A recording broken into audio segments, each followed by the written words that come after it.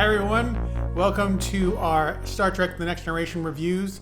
Today we're doing The Battle, and I'm joined here by the Nerdiest Prime crew, Namir from Toronto, Lola from Montreal, Alan from Halifax, Nova Scotia, and Lucas, that's me, here in Los Angeles.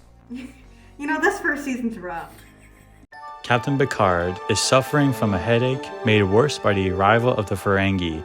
These Ferengi, led by Damon Bach, present Picard with his former command, the derelict starship, the Stargazer. The ship was originally abandoned after a battle with unknown aliens that turned out to have been Ferengi, and killed during the battle was Bach's son, who Bach wants to avenge with an oddly convoluted plot to kill Picard. He plants a beach ball-sized glowing mind-controlling device in among Picard's old belongings on the Stargazer that somehow Picard himself or Worf, who collect the belongings for transfer to the Enterprise, fail to notice.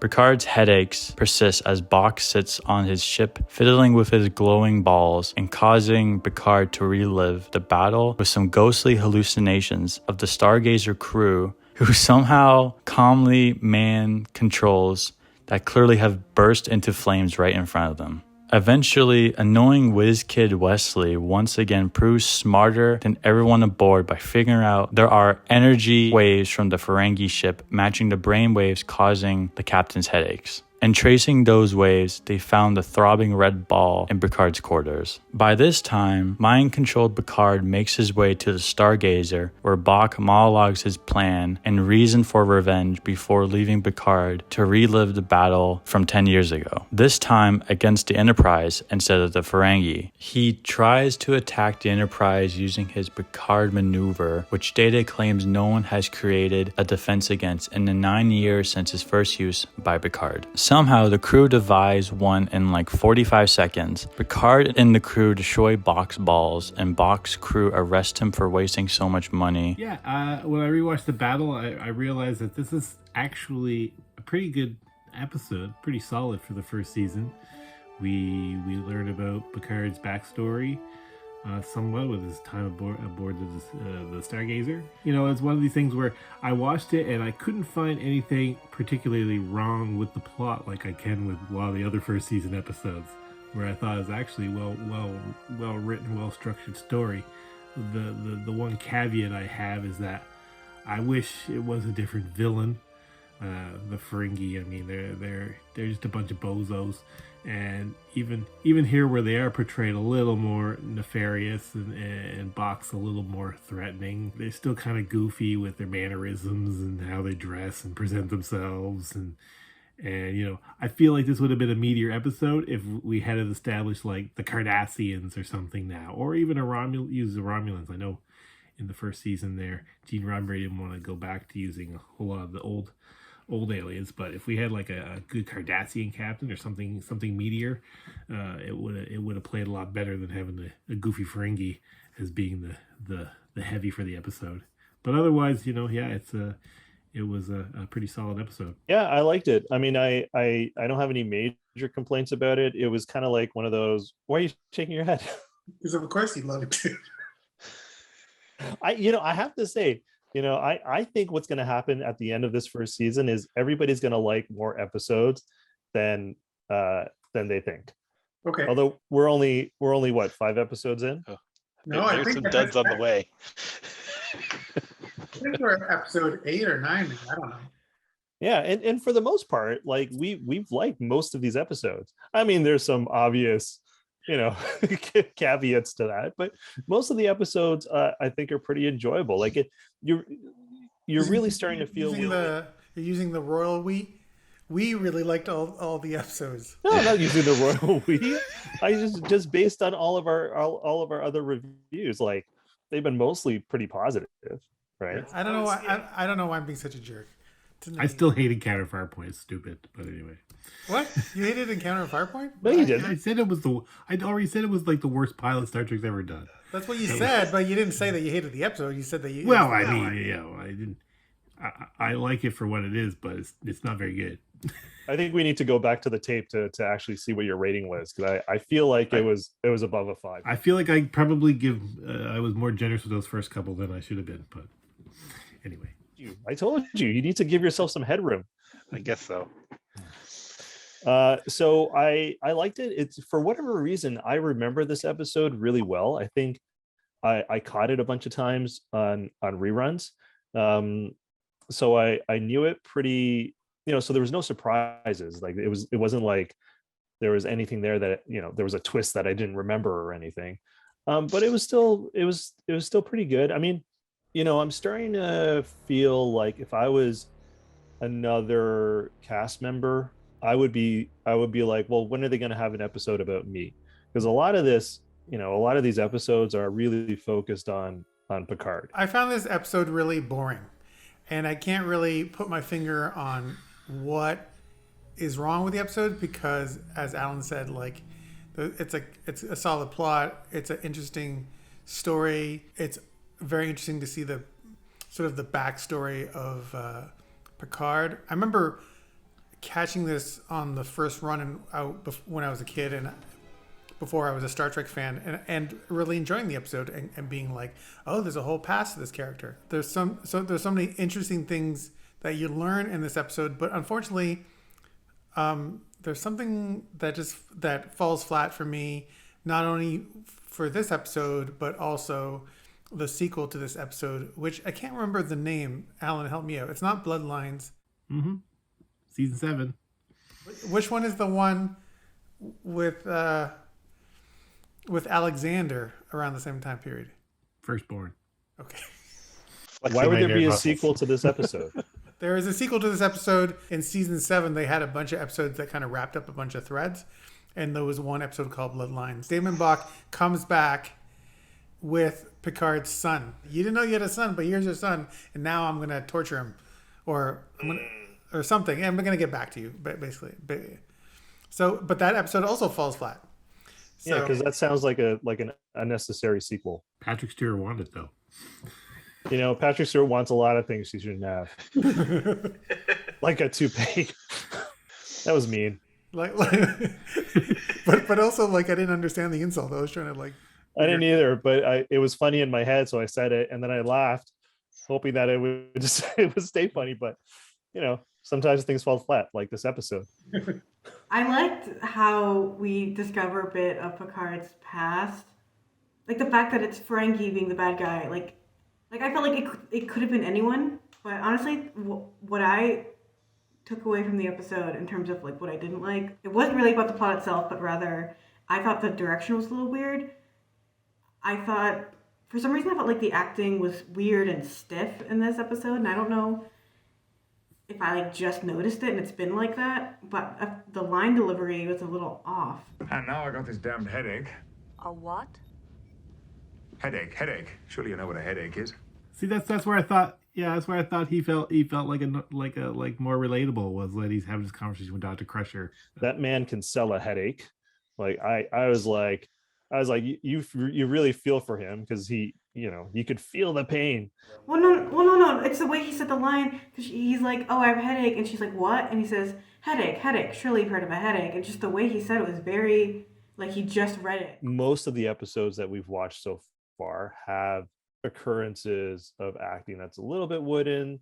There's always something where you're like, oh, that's weird. But the episodes are usually engaging enough that you don't really think about it too much. Like it just kind of pulls you through and it's okay. So I can see it, but it didn't bother me. We had the episode, The Last Outpost, which was a couple episodes ago, that introduced the Ferengi, and then now we're getting a second whiff of the Ferengi in this episode. How did you guys feel that the Ferengi functioned in this episode? It's a good thing they have such a cool ship, because they suck otherwise. I don't mind the Ferengi. Like I don't think that every antagonistic race needs to be like the Cardassians or the the Romulans. Like I think you can have. Yes, they do. You need interesting bad guys if you're going to have entertaining TV.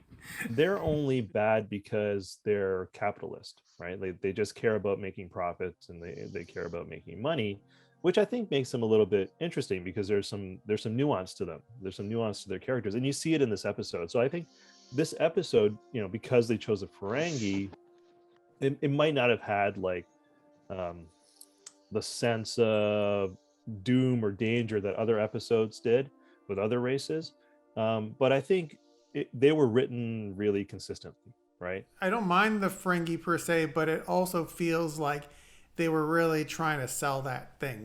They had decided at the beginning of the show that the Ferengi were going to be the new Klingons, so they were really trying to sell that, and so they tried in the first episode unsuccessfully, and so now they're trying again, basically. Yeah, I mean the concept. Like I like the concept of the Ferengi. Like I thought that, especially in the '80s, that they were an interesting choice, and their motivations were interesting. You look at the concept drawings, and the Ferengi look pretty cool. They look like threatening, like but then it just did not translate to the screen at all. Like they're just completely goofy, and it's hard. You can't take them seriously. Yeah, I think in season 1 they're introducing all the different elements, and then they kind of tweaked them.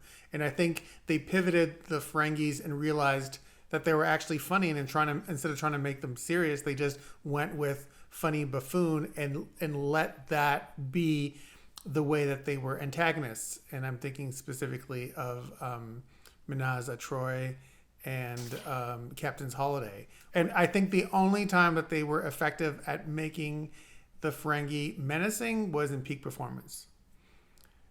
I'm Backdoor! I'm Braktor, leader of the Ferengi attack vessel Krikta. I will have the secret of the other Federation ship.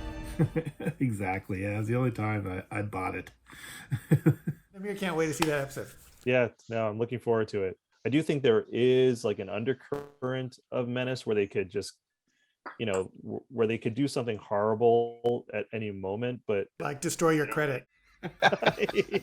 Yeah. Oh my God, that would be horrible if my credit went down the tank. That would be the worst thing that ever happened to me. That's a real horror story. But doesn't make for exciting science fiction. Yeah, that's true. Because the way that you would resolve it is you just call the bank and you're on hold for an hour and a half. That'd be a great Star Trek episode. If you would like me to take him a message. A message? The one thing that always bothers me about the Ferengi and is that you can never see their bridge. And I guess in the early episodes, there's always a white screen behind them. And I'm like, what's there? What's behind that white screen? Deliberately trying to conceal their. It's because they haven't cleaned up, and they just put up a white screen. It's like pizza boxes everywhere, deposit slips for all their credits. But yeah, so I didn't have a problem with the Ferengi that much.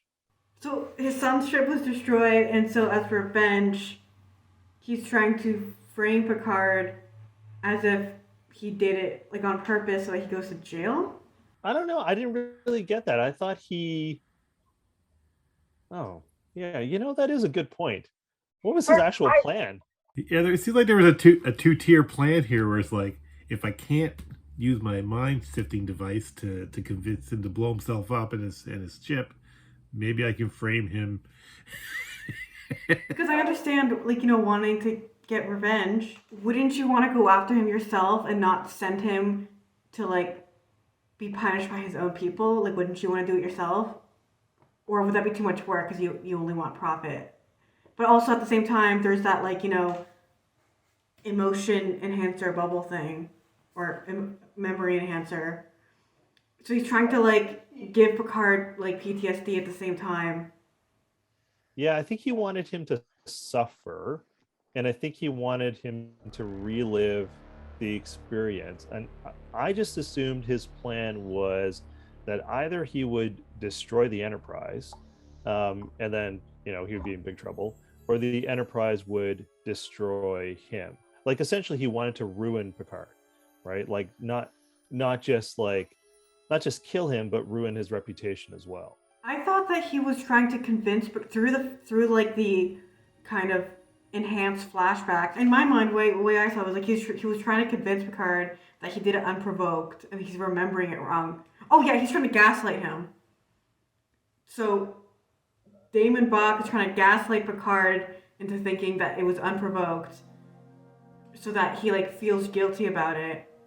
But also he has the falsified report, the falsified, the voice memo. So then the gaslighting thing didn't really work. But also they figured out immediately that it was false. Yeah, just like it wasn't all coming together. Yeah, I think they needed a twist in like at the end of Act 3 or something.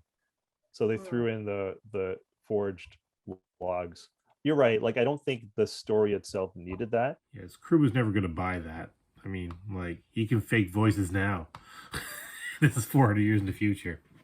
I was like, really? This is the best you got is a fake audio log for like a 30-second. That's never going to hold up.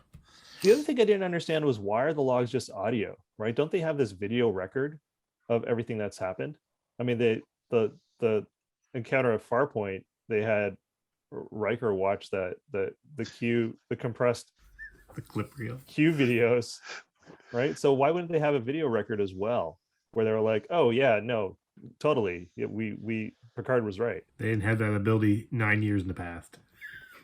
Because I think that the ship, I mean, A, yes, you're correct. There's a flaw in this episode. B, the possible explanation for the flaw is that they had to abandon the Stargazer.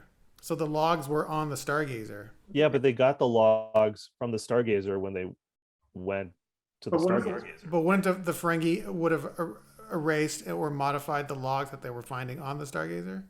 Okay, yeah, you're right. This is a black hole. It's not going anywhere. It's just one of those things where you have to be like, nah, okay. The mirror's too tired. I'm too tired. I thought. Sorry. I can feel when we're starting to go down a rabbit hole.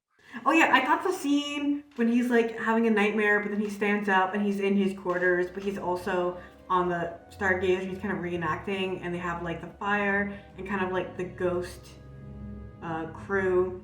I thought that scene was really interesting, kind of to explore something that happened to Picard before the Enterprise. Like it really gives you a sense that he was a person with a career before all this. I feel like the plot of this episode is actually a really good plot, and I just think the way it's written is just like a lot of these other episodes. It's just kind of ineffectual. Like it doesn't translate this interesting plot into like interesting drama. How would you do it differently? Well, I'm not sure, but I know that my little spider senses get excited by seeing Picard's past, by seeing the Stargazer. The Picard maneuver is a super cool starship battle strategy, and I think this is the first time that we're dealing with that, at least in the Next Generation. And I remember watching this episode as a kid and being really loving this idea of the Picard maneuver of like he goes to warp and because of the perception of light speed for a split second, it's like there's two ships. If you look at seasons 3 and 4, what makes those episodes work is just, I think, the way the characters are interacting and how they're written. And I think there's less on the nose stuff of like, what is going on here? Something strange with the captain. He has headaches. What could be cause of these headaches? What? There are headaches? What are headaches? Like this, it's a lot of wasted time when you could have really made the story about, say, Riker and Picard, and Riker really admires Picard. He really wants to be like Picard, but suddenly there's this thing that starts testing their relationship, and then that's interesting. There's a drama. Namir doesn't like my idea. What's your idea? Well, I just think that that's one of the things that I don't like about television sometimes is that they over dramatize everything. Right. Like not everything has to be set to 11, right? Not everything has to be mission critical. I like early Star Trek episodes because they don't do that a lot, right? You really get the feeling that they're real people, that they're like essentially it's a family in space, right? And you get that feeling, but that sort of gets thrown out the window when everything is like super dramatic. Like, so what I'm trying to say, Lucas, is your idea is wrong, and you're wrong, and you don't know what you're talking about. Well, you know the difference between you and me is that you like this episode and I don't.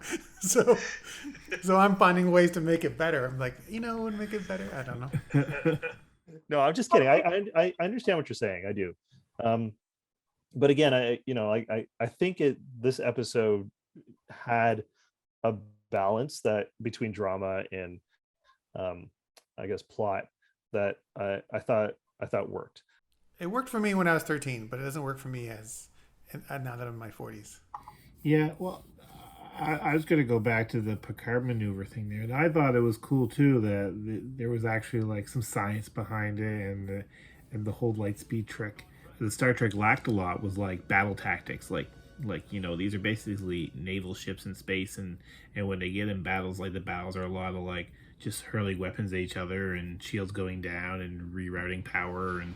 there was never ever a whole lot of strategy. Then they would say, initiate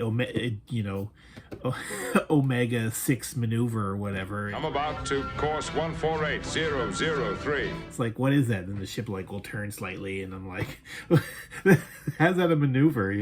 That's why when I watch stuff like the new Battlestar Galactica, and I even remember noticing this in early Andromeda episodes. I know people hate that show, but the battle tactics in the early episodes, they were engaging, they sound like people are actually knew what they were doing and had a plan, and they had tactics and strategies where this is one of the few times in Star Trek, Next Generation, Deep Space Nine with the war and everything, they got a lot more stuff like that, but in Next Generation, the battles are always kind of stagnant with just ships toe to toe and just kind of hurling stuff at each other.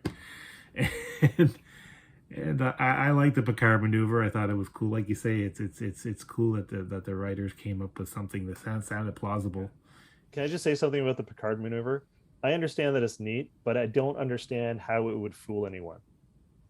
Because you've got a ship that you're looking at, right?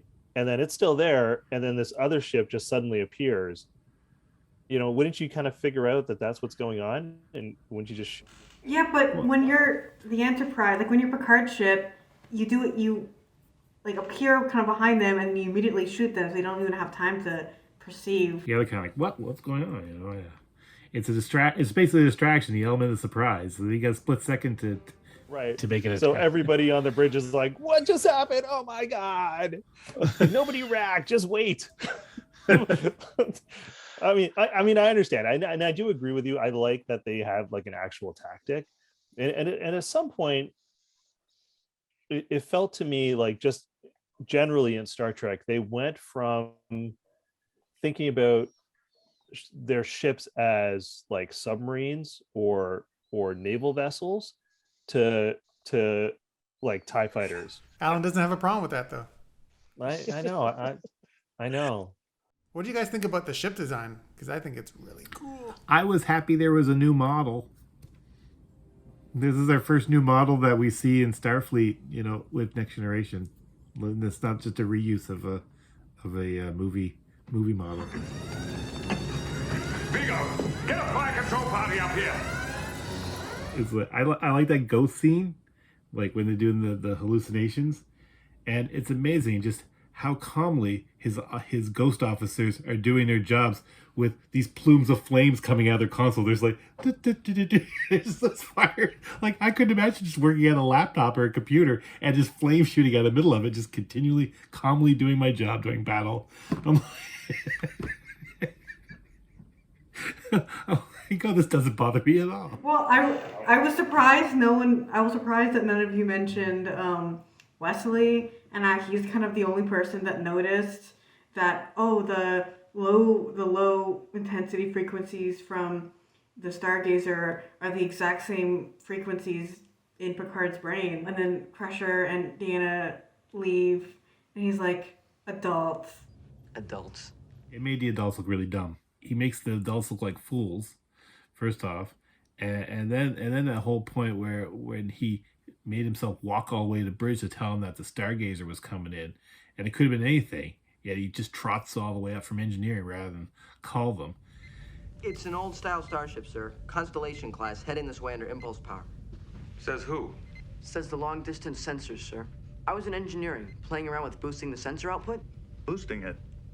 How? We will discuss this later.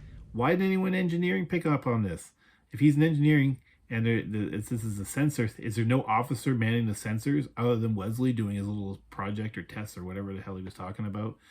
And and why do so many people in this show have to walk to talk to people? Like, they have intercoms, they have like just call them, say, hey, you should probably check your sensors there. I'm picking up some stuff.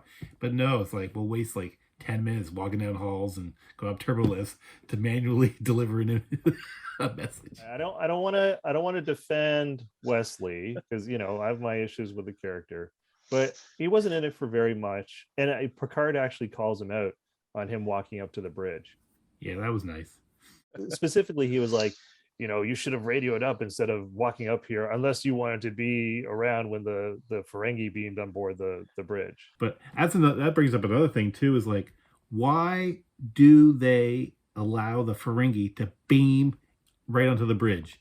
Why would you have an untrustworthy, potential adversary brought into your command center and you don't know what their intentions are? Like, why would you take it to a meeting room or something, aboard the conference room? Like, it doesn't make any sense to bring. Like, I couldn't imagine, bringing in a potential enemy into your command center.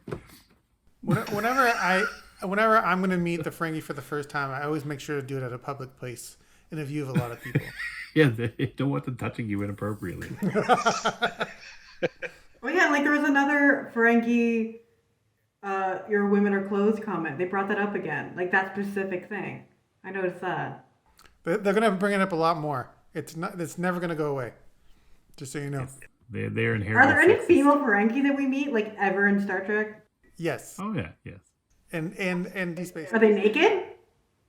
Because they make such a big point. You clothe your women. How perverted. There's a whole like Quark Rom and there's a whole arc in Deep Space Nine about addressing that very thing. I look forward to women's rights and all that. Ferengi politics. It's riveting.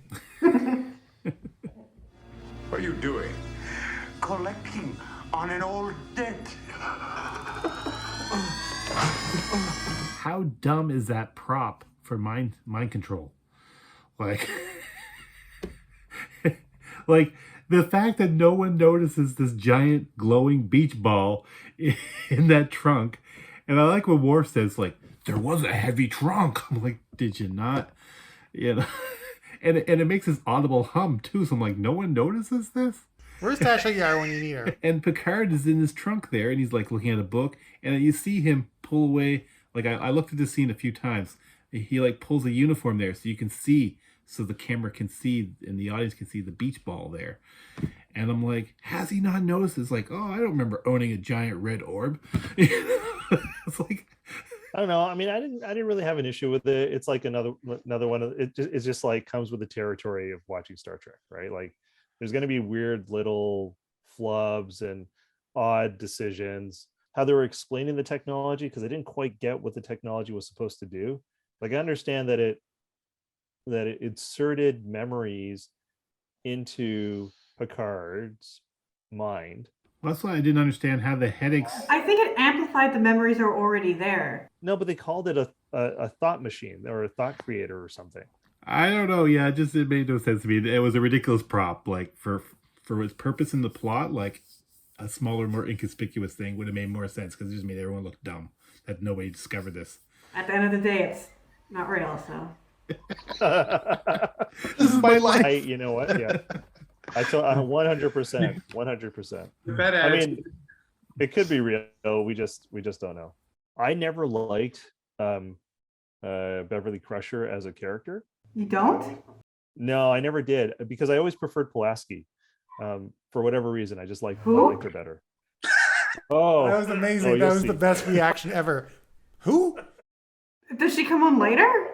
Yeah. She's episode 2 or 3. Or sorry, season 2 or 3, right? Season 2. She's the Doctor in season 2. But I get her character. Like, as we were watching the episodes again, I kind of like her because she's a little bit different, right? Like, she's not like Pulaski's really just bones, right? But Crusher is her own character, and I think she is a really good counterpoint to Picard. Picard's all about duty, and he'll just fight through whatever to make sure the job gets done. And Crusher's like, well, you have to take care of yourself first.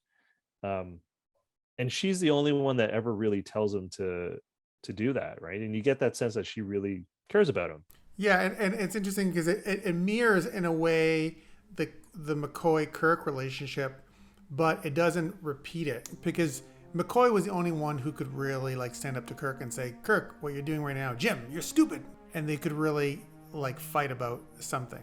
Crusher is a little bit the same way where she's the only one who can really talk to Picard in a sort of a personal way, you know, while also being professional. I never thought about this when I was younger and I watched the show, but now it's obvious to me, like what you're saying, Namir, that the crew is like a family, and Picard is the dad, and Crusher is the mom, and everybody else is the kids. Well, I think Riker is a creepy uncle. Yeah, I don't like Riker either. Well, just wait till for 11001001. How far can this relationship go? Okay, let's do our ratings for this episode. Ratings for the battle, starting with Namir. Trying to remember what I rated other episodes, because this is definitely better, but not great. I liked it. I didn't like it that much. Sounds like a 3 to me. Well, oh wait, are we out of 10 or out of 5? Out of 5. All right, I'm gonna give it a 3. No, I'm gonna give it a 2.8. Not quite a 3, but it's definitely above a half. 2.8 out of 5 starships. Is that what you're saying? I'm going to give this episode 2.5 out of 5 stars. I thought the elements of Picard's past was really interesting, but like Alan, I kind of agreed that the Ferengi were a little underwhelming.